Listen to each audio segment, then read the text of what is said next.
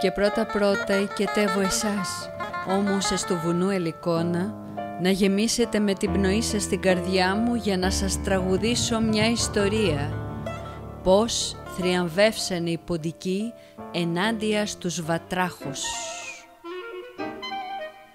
Κάποτε ένας διψαλέος ποντικός, ξεγλιστρώντας από τα νύχια της γάτας, ακούμπησε το λιχούδικο μουσούδι του στην ακρολιμνιά και ευχαριστιόταν το γλυκό νεράκι. Εκεί τον βλέπει ένας κάτοικος της λίμνης, ένας πολυλογάς, και ευθύς του λέει: «Ξένε, ποιος είσαι?» «Στρατιώτες, Υψηβόας, Πολύφωνος, Λιμνόχαρης, Τρογλωδίτης, Πτερνοφάγος, Τυροφάγος, Λιχοπίναξ».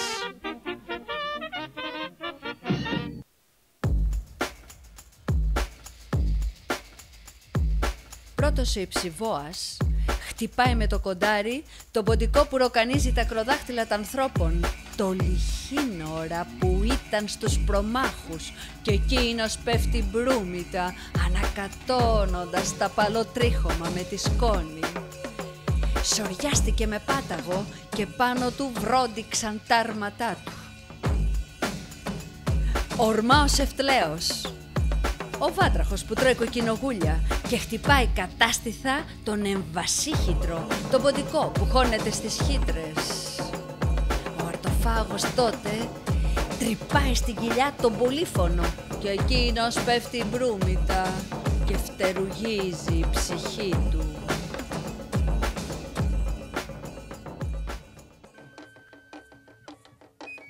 Και ο ήλιος ευασίλευε πια και έπαψε ο πόλεμος που βάστηξε μια μέρα μόνο.